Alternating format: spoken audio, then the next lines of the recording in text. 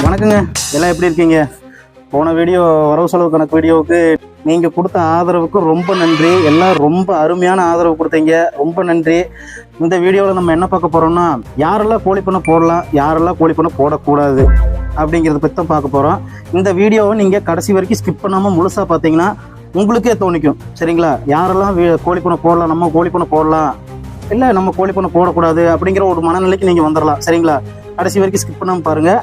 நம்ம சேனலை சப்ஸ்கிரைப் பண்ணாத நண்பர்கள் சப்ஸ்கிரைப் பண்ணுங்கள், புதுசாக வந்திருக்கிற நண்பர்கள் சப்ஸ்கிரைப் பண்ணுங்கள், லைக் பண்ணுங்கள், ஷேர் பண்ணுங்கள். வாங்க வீடியோக்குள்ளே போகலாம்.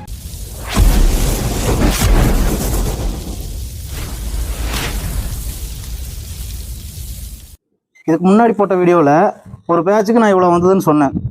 அப்போ நீங்கள் என்ன நினச்சிருப்பீங்க? அதாவது கோழி பண்ணை புதுசாக போடலான்னு நினச்சிருக்கிற நண்பர்கள் என்ன நினச்சிருப்பாங்கன்னா, ஒரு பேட்சுக்கு இவ்வளோ வருதுன்னா ஒரு மாதத்துக்கு இவ்வளோ வரும் போல் அப்படின்னு நினச்சிருப்பாங்க. அது தவறு. அதாவது ஒரு பேட்ச்னா கமர்ஷியல் பிராய்லரில் 40 நாள்லேருந்து 45 நாள் வரைக்கும் விட்டு எடுப்பாங்க. ஒரு சில டைம் வந்து சேல்ஸ் ஆகாத டைமில் 50 நாள் வரைக்கும் கூட விட்டு எடுப்பாங்க. அதே இது நீங்கள் எக்ஸ்போர்ட் கம்பெனி விட்டிங்கன்னா 1.5 கிலோவில், அதாவது 30 நாள், 27 நாள்லேருந்து 30 நாள், 31 நாள், 32 நாளுக்குள்ளே பிடிச்சி முடிச்சிருவாங்க. இது வந்து ஒரு பேட்ச் கணக்கு. கமர்ஷியல் ஃபார்முக்கும் எக்ஸ்போர்ட் ஃபார்முக்கும் இவ்வளோ டிஃப்ரெண்ட் இருக்குது. எக்ஸ்போர்ட் ஃபார்மில் நீங்கள் பிடிச்சி முடித்த உடனே அடுத்த 15 நாளில் வந்து உங்களுக்கு குஞ்சு விட்டுருவாங்க. மீறி போன வந்து 20 நாளில் குஞ்சு விட்றாங்க. அதே மாதிரி கமர்ஷியல் பிராய்லரில் வந்து 40 நாள் 45 நாள் விட்டு பிடிச்சதுக்கப்புறமா 20 நாள் டு 25 நாள் கழிச்சு குஞ்சு விடுவாங்க. அது கம்பெனியை பொறுத்து. ஒவ்வொரு கம்பெனி 30 நாள் கழிச்சு குஞ்சு விடுவாங்க, ஒவ்வொரு கம்பெனி 40 நாள் கழிச்சு குஞ்சு விடுவாங்க. கம்பெனியோட சூழ்நிலையை பொறுத்து. இப்போ பார்த்தீங்கன்னா எங்கள் கம்பெனியில் கடைசியாக 2 வாட்டி 60 நாள் கழிச்சு தான் குஞ்சு விட்டுட்டு இருக்காங்க. இதிலிருந்து நான் என்ன சொல்ல வர்றேன்னா, ஒரு பேட்ச் முடிஞ்சு அடுத்த பேட்ச் வந்து வர்றதுக்கு வந்து அடுத்த பேட்ச் குஞ்சு வந்து அதுக்கு அடுத்த பேட்ச் நம்ம வந்து அமௌண்ட் காசு பார்க்கறதுக்கும் இடைப்பட்ட நாள்கள் வந்து எவ்வளோன்னு நான் சொல்ல போகிறேன். அதாவது ஒரு பேட்ச் நீங்கள் இன்னைக்கு முதல் நாள் இன்னைக்கு நீங்கள் குஞ்சு விட்றீங்கன்னா 40 நாள் கழிச்சு நீங்கள் எடுத்துடுறீங்க. சரிங்களா? அது எல்லா கணக்கெல்லாம் முடிச்சு 45 நாளில் உங்களுக்கு அந்த பேட்ச் கம்ப்ளீட் ஆகுது. அந்த பேட்ச் கம்ப்ளீட் ஆனதுக்கப்புறமா இன்னும் ஒரு வாரம் 10 நாளில் வந்து பணம் ஏறிடும் எங்கள் கம்பெனியில். சரிங்களா? மற்ற கம்பெனியில் எப்படின்னு தெரியல. மற்ற கம்பெனியில், உங்கள் கம்பெனியில எவ்வளோ நாளில் பணம் ஏறுதுன்னு சொல்லி நீங்கள் கமெண்ட்டில் சொல்லுங்கள். அடுத்து 25 நாளில் குஞ்சு வருதுன்னு ஆவரேஜாக வச்சுக்கோங்க. சரிங்களா? 25 நாளில் அடுத்து குஞ்சு வருது.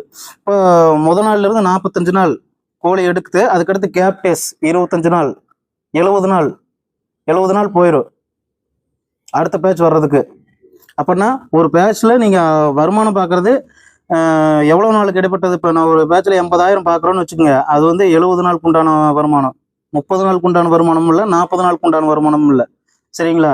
இப்போ வந்து கோழி பண்ணை போடுறது யார் யாருக்கெல்லாம் செட் ஆகும்னு உங்களுக்கே ஒரு திங்க் வந்திருக்கும். இப்போ நாங்கள் மேக்ஸிமம் வந்து பார்த்தீங்கன்னா எல்லாருமே வந்து விவசாய லைனில் இருக்கிறவங்க மட்டும்தான் கோழி பண்ணையில் போடுவாங்க. மாடு, கண்ணுக்குட்டி, ஆடு எல்லாம் வச்சு பார்த்துக்கிட்டு இருப்பாங்க. கோழி போனதுக்கப்புறமா நம்ம வந்து மாடு கண்ணுகளை மேய்ச்சிக்கிட்டு எல்லாம் பார்த்துக்கிட்டு இருப்போம். அதனால நமக்கு ஒன்றும் பெருசாக தெரிஞ்சுக்காது. இதை மட்டுமே கோழி பண்ணையை மட்டுமே நம்பி கோழி பண்ணை போடுறவங்க வந்து அடுத்த கேப்டேஸ் 25 நாளில் சும்மா தான் இருப்பாங்க. சும்மா இருந்தால் நம்ம மைண்ட் என்ன பண்ணும்? ஒரு ட்ரிப்பு போகலாம், அங்கே போகலாம், இங்கே போகலாம், கண்டிப்பாக காசு செலவாயிரும். அதில் வந்து பாதி காசு செலவாயிரும். நீங்கள் விவசாயம் பார்த்துக்கிட்டு ஆடு மாடு வச்சு எல்லாமே வச்சுக்கிட்டு கோழி பண்ணை போட்டு அதையும் பார்த்துக்கிட்டு இருக்கிறீங்கன்னா நீங்கள் கோழி பண்ணை வந்து போடலாம், கண்டிப்பாக போடலாம். உங்களுக்கு எந்த பிரச்சனையும் வராது. கோழி பண்ணையை மட்டுமே நம்பி தொழில் பண்ணலாம் அப்படிங்கிற நினைப்பில் நீங்கள் கோழி பண்ணை போட்டிங்கன்னா உங்களுக்கு இதுதான் ப்ரொசீஜர். அதே மாதிரி முக்கியமான விஷயம், உங்கள் கையில் ஃபுல் அமௌண்ட் உங்கள் கையில் இருந்து எங்கேயும் கடன் வாங்காமல் கோழி பண்ணை போடுறதுன்னா நீங்கள் தாராளமாக போடலாம்.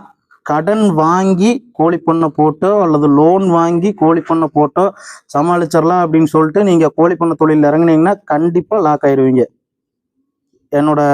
நான் பார்த்த அனுபவத்தில் சொல்கிறேன், கண்டிப்பாக லாக் ஆயிடுவீங்க.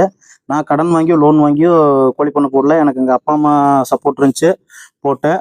ஆனால் கண்டிப்பாக கடன் வாங்கியோ லோன் வாங்கியோ போட்டிங்கன்னா லாக் ஆயிடுவீங்க. ஏன்னா நீங்கள் மாதம் வட்டி கட்டணும். நீங்கள் மாதம் கடன் தொகையை வட்டி கட்டி கழிக்கணும். கண்டிப்பாக வந்து உங்களால் வந்து நீங்கள் ஒரு பேட்ச் வந்ததுன்னா அதுக்கு நீங்கள் 3 மாதத்து வட்டியை வந்து நீங்கள் எடுத்து வைக்கணும். அடுத்த பேட்ச் அமௌண்ட் வர்ற வரைக்கும் 3 பேட்ச் வட்டி காசை நீங்கள் ஓவர்ஸாக எடுத்து கொடுத்தீங்கன்னா அதுலேயே உங்களுக்கு வந்து அமௌண்ட்லாம் போயிடும். மீதி பேட்ச் அடுத்த பேட்சுக்கு நீங்கள் மஞ்சி எங்கிருந்து எடுத்து இனிஷியல் செலவு எப்படி பண்ணுவீங்க? 20-25,000. அதை வந்து நீங்கள் யோசிச்சு பார்த்துக்குங்க.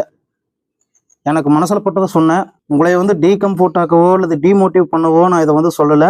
என் மனசில் பட்டதை என் நண்பர்கள், என் நேயர்கள், நீங்கள் வந்து இந்த மாதிரி தெரிஞ்சுக்கிட்டு ஆரம்பிங்கன்னு வந்து நான் வந்து சொல்கிறேன். என்றைக்குமே நான் வந்து கோழி பண்ணை போடக்கூடாதுன்னுலாம் சொல்ல மாட்டேன். இந்த ரியாலிட்டிஸ் இருக்குது. இதை தெரிஞ்சுக்கிட்டு பண்ணுங்க. நீங்கள் பண்ணலாமா வேணாமா அப்படிங்கிறது இதிலிருந்து உங்களுக்கு தெரிஞ்சிருக்கும். தெரிஞ்சுக்கிட்டு ஆரம்பிங்க. அதேமாரி பேங்க்லேயும் வந்து பார்த்தீங்கன்னா கோழி பண்ண ஆரம்பிக்கிறதுக்கு மானியத்தில் லோன் கொடுக்குறாங்க அப்படி இப்படின்னு சொல்லிக்கிட்டு இருக்காங்க. என் ஃப்ரெண்ட்ஸு என் ரிலேட்டிவ்ஸு எல்லாம் நிறைய கேட்டு பார்த்துட்டாங்க. யாருக்கும் வந்து எந்த லோனும் சேங்ஷன் ஆகலை. ஆனால் வந்து நான் வந்து பெரம்பலூர் சைடு வந்து சூப்பர்வைசராக வேலை பார்த்தேன்.